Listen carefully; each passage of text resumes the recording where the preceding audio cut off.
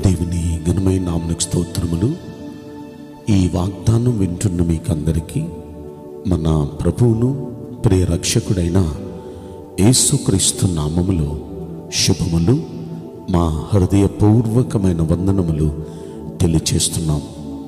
ఈరోజు దేవుని వాగ్దానం కీర్తనల గ్రంథం 9వ కీర్తన 9వ వచనం. నలిగిన మీకు ఆయన ఆపత్కాలములలో మహాదుర్గమగును. ఈ మంచి వాగ్దానం మన మంచి దేవుడు మనందరి వెనుకడిలో నెరవేర్చునుగాక. ఆమేన్. ప్రియ దైవ జనాంగమా, నలిగిన హృదయాలతో, నలిగిన జీవితాలతో ఎవరైతే ఉన్నారో అలాంటి వారు దేవునికి మొర్ర పెడుతూ ఆయనను ఆశ్రయిస్తే, అలా ఆయన ఆశ్రయించే వారికి ఆయన మహాదుర్గంగా ఉండబోతున్నాడు వారి ఆపత్కాలంలో. ఆ కింద వచనంలో మనం అదే చూస్తాం. 10వ వచనంలో, యెహోవా నిన్ను ఆశ్రయించు వారిని నీవు విడిచిపెట్టువాడు కావయ్యా, కావున నీ నామము ఎరిగిన వారు నిన్ను నమ్ముకొందురు అన్నాడు. దేవుని నామాన్ని ఎరిగిన వారు ఆయన నమ్ముకుంటారు, ఆయన్ని ఆశ్రయిస్తారు. ఆయన ఆశ్రయించిన మీరు ఒకవేళ నలిగిన పరిస్థితుల్లో ఉన్నారా? నలిగిన పరిస్థితుల్లో ఉన్న మీకు విరిగి నలిగిన హృదయంతో ప్రార్థన చేస్తే, మీకు ఆపద వచ్చినప్పుడు, ఏ విధంగా మీకు ఆపద వచ్చినా ఆ ఆపత్ కాలంలో ఆయన మీకు ఒక మహాదుర్గంగా, మీకు ఒక మహా అండగా ఆయన నిలవబోతున్నాడు.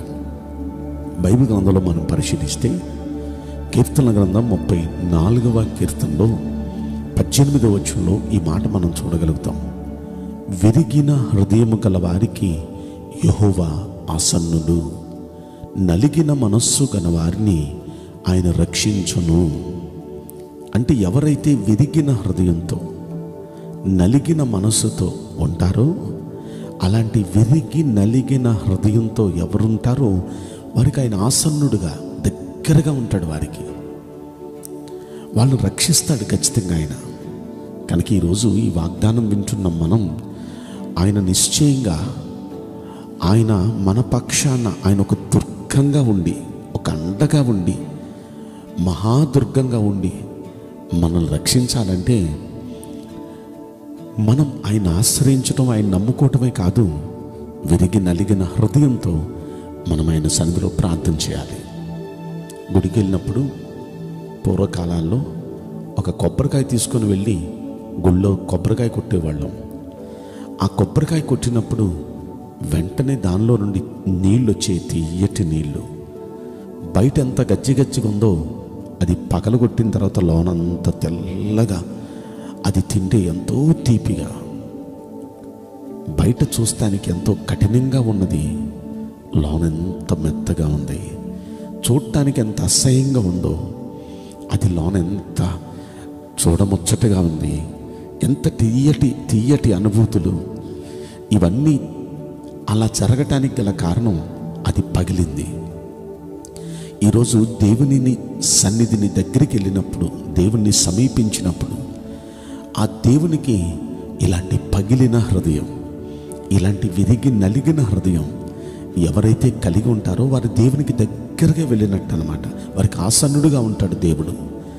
అలాంటి వాళ్ళని ఖచ్చితంగా, ఆసన్నుడు అంటే దగ్గరగా ఉన్నట్టు అన్నమాట, వారిని రక్షిస్తాడు ఖచ్చితంగా. కనుక ఈ రోజున దేవుడు మీకు దగ్గరగా ఉండి మిమ్మల్ని రక్షించాలంటే పగిలిన హృదయం లేక విరిగి నలిగిన హృదయంతో, అలాంటి విరిగి నలిగిన మనసుతో ఆయన్ని ప్రార్థన చేస్తూ, ఆయన భక్తి చేస్తే ఖచ్చితంగా దేవుడు దగ్గరగా ఉంటాడు. కీర్తన గ్రంథం 51వ కీర్తనలో కూడా 17వ వచనంలో ఈ మాట మనం చూడొచ్చు. విరిగిన మనస్సే దేవునికి ఇష్టమైన బలులు.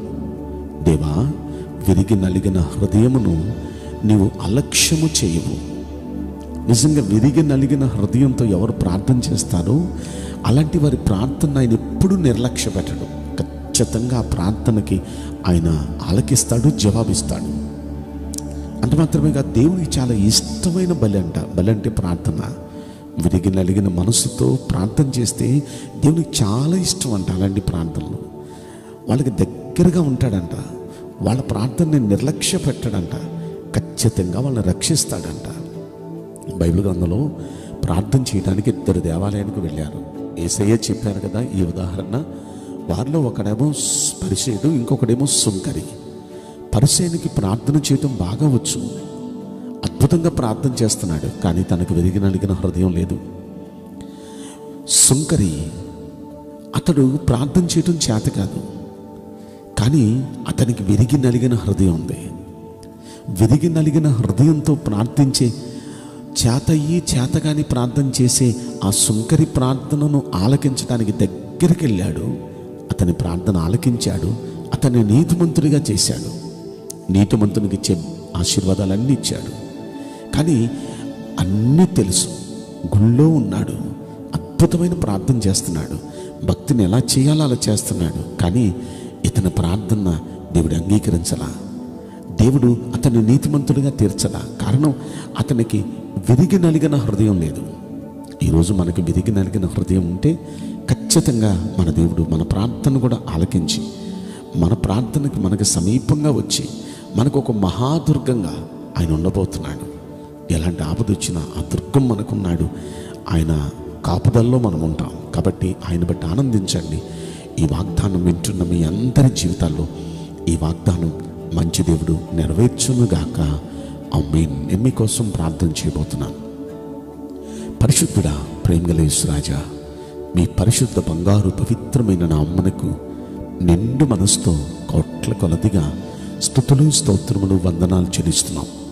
నీ బిడ్డల ప్రభువా, వారు ఎంతో విరిగి నలిగిన హృదయంతో మీ పాదాల దగ్గరికి నువ్వే దిక్కయ్యా నిన్ను ఆశ్రయించి అయ్యా నిన్నే నమ్ముకున్నామయ్యా నిన్ను ప్రార్థిస్తూ ఉండగా నీ బిడ్డల ప్రార్థనలు మీరు ఆలకించండి. వారికి ఆసన్నుడిగా దగ్గరగా వచ్చి అయ్యా వారి ప్రార్థనను నిర్లక్ష్య పెట్టకుండా వారిని ప్రార్థనను ఇష్టపడి దయచేసి వారిని రక్షించండి. మహాదేవా, మహా దుర్గముగా వారి పక్కన ఉండి అయ్యా వారి ఆపదలన్నిటిలో నుండి ఆదుకొని రక్షించండి. ఈ కొద్ది మనవులు నజరుడైన యేసుక్రీస్తు ప్రశస్తమైన నామములో మిక్కిలి వినయముతో ప్రార్థించి బ్రతిమలాడి వేడుకుంటున్నాం ప్రియ పరలోకపు తండ్రి. ఆమేన్. May God bless you all. Thank you.